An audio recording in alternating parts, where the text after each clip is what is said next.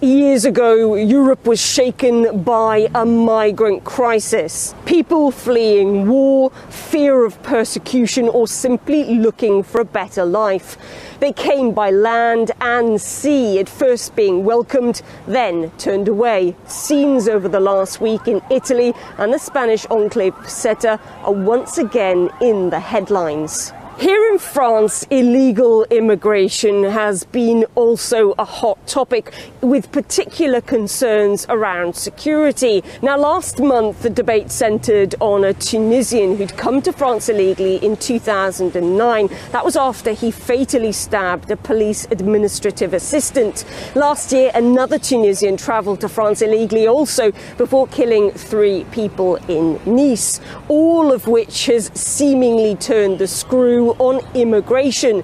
So much so that the latest barometer of fraternity in France has found that some 71% of respondents think enough is enough when it comes to migrants.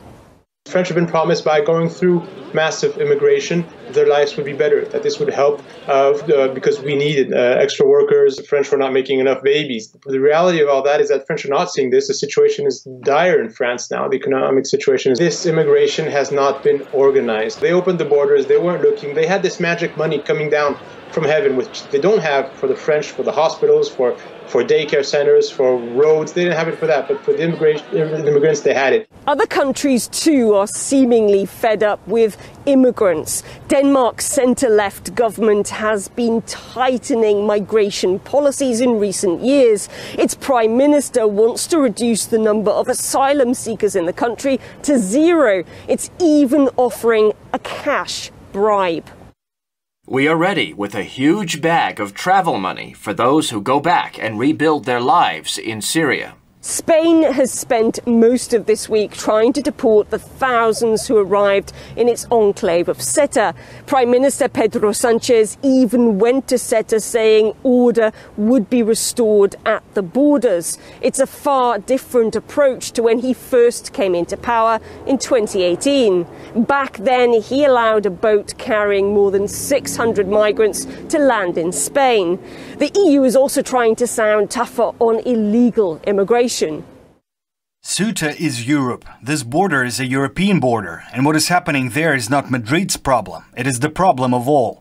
No one can intimidate or blackmail the European Union.